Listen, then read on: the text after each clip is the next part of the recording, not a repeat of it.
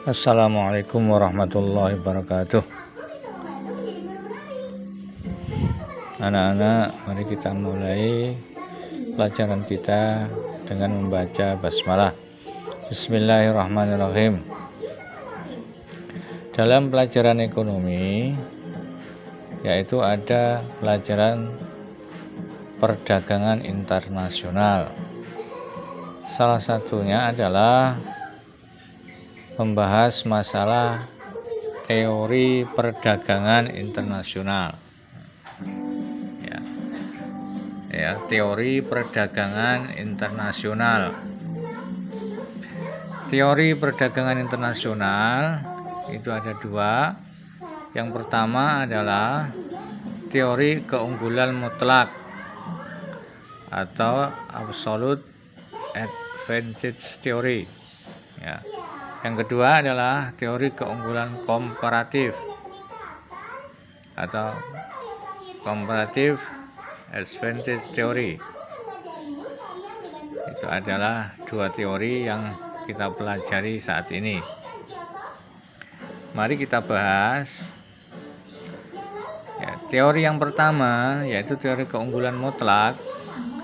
Itu teori yang ditemukan oleh Adam Smith. Adam Smith, kita lihat.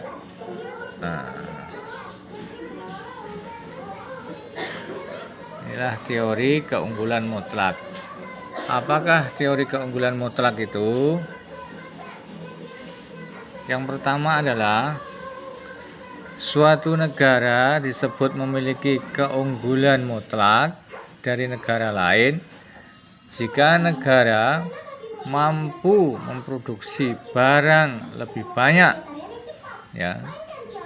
daripada negara lain dengan menggunakan sumber produksi yang sama. Jadi kalau negara itu bisa lebih banyak memproduksi barang dengan menggunakan sumber daya yang sama, artinya biayanya sama, tapi hasil produksinya lebih banyak, itu namanya teori keunggulan mutlak. Coba kita lihat, kita lihat contohnya ini. Contohnya ini negara Indonesia. Negara Indonesia dalam memproduksi rotan, ini 40 dengan biaya yang sama menghasilkan 40 unit. Tetapi negara Jepang hanya bisa menghasilkan 20 unit. Jumlahnya 60. Sekarang Indonesia dalam produksi kalkulator bisa menghasilkan 10, Jepang 22. Berarti keunggulan mutlaknya Indonesia di kursi rotan. Kemudian negara Jepang mutlaknya keunggulannya ada di kalkulator. Nah, ini menurut Adam Smith bisa melakukan perdagangan internasional. Kalau tidak seperti ini, kata Adam Smith, tidak bisa melakukan perdagangan internasional. Setelah dianalisa, maka terjadi seperti ini. Ini sebelum terjadi spesialisasi, sebelum terjadi perdagangan. Setelah terjadi perdagangan, ini terjadi. Sehingga Jepang impor 40, Indonesia impor 22. Awalnya Jepang kalau memproduksi sendiri itu hanya menghasilkan 20. Dengan biaya yang sama, impor dari Indonesia mendapatkan 40. Jadi ada keuntungan 20. 20 ini. Dari mana? Dari 40 dikurangi 20. Karena kalau memproduksi sendiri hanya dapat 20. Dengan biaya yang sama, impor mendapatkan 40. Jadi untung 20. 40 dikurangi 20. Kemudian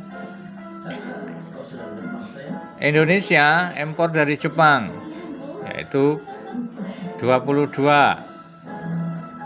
Dapat 22 dengan biaya sama. Kalau produk sendiri hanya mendapatkan 10. Maka impor saja dengan biaya yang sama, maka ada keuntungan 12 ya. Dari mana 12? Dari 22 dikurangi 10. 22 kurangi 10 ya. Maka ada 12. Jadi Indonesia untung 12. Nah, ini adalah disebut dengan teori ya, keunggulan mutlak. Kemudian kita lanjutkan ya. Kita lanjutkan ke teori komparatif.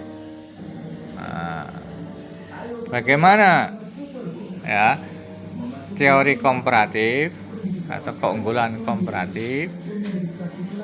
Negara ya, kalau tadi keunggulan mutlak, negara tidak bisa melakukan perdagangan internasional kalau tidak ada keunggulan mutlak. Tapi teori komparatif yang dijelaskan oleh David Ricardo ya,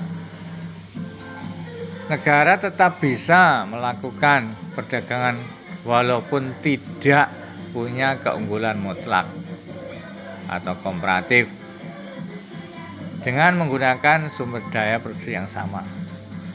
Jadi ada perbedaan nih ya. Coba kita perhatikan ya. Ini Indonesia ini memproduksi wol hanya dapat 5 unit, Australia 15 ya. Memproduksi kain katun Indonesia hanya 10 ya, Australia bisa 12. Jadi Indonesia tidak punya keunggulan sama sekali. Di wol juga kalah ya, gak unggul. Di kain katun juga tidak unggul, tetap kalah dengan Australia.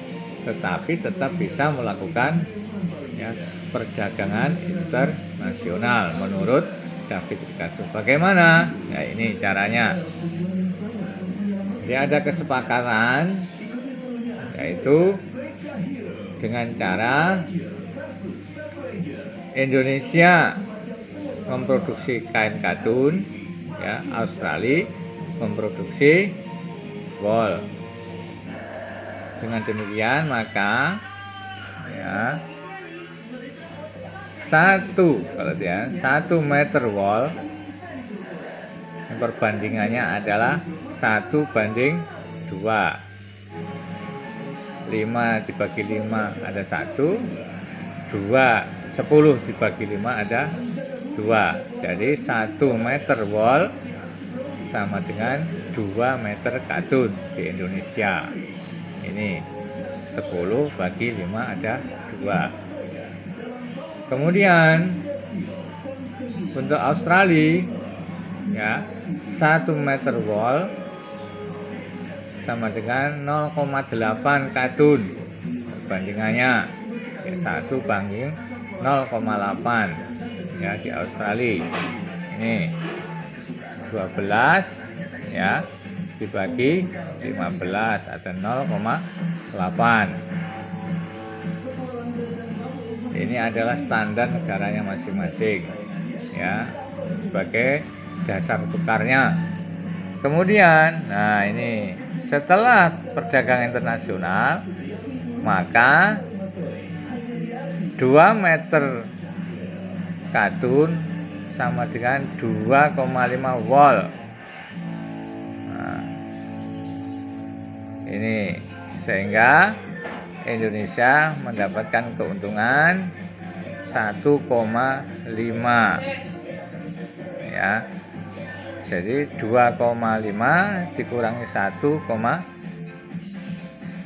1 meter, ya, sehingga 1,5. Kemudian Australia, ya, setelah terjadi perdagangan dapatkan keuntungan 1,5 meter kadun. Dari mana? Yaitu 2 meter kadun, ya, dikurangi 0,8 kadun, ya. Kalau Indonesia mendapatkan keuntungan dari wol karena memproduksi, ya, karena apa? Karena mengimpor wol.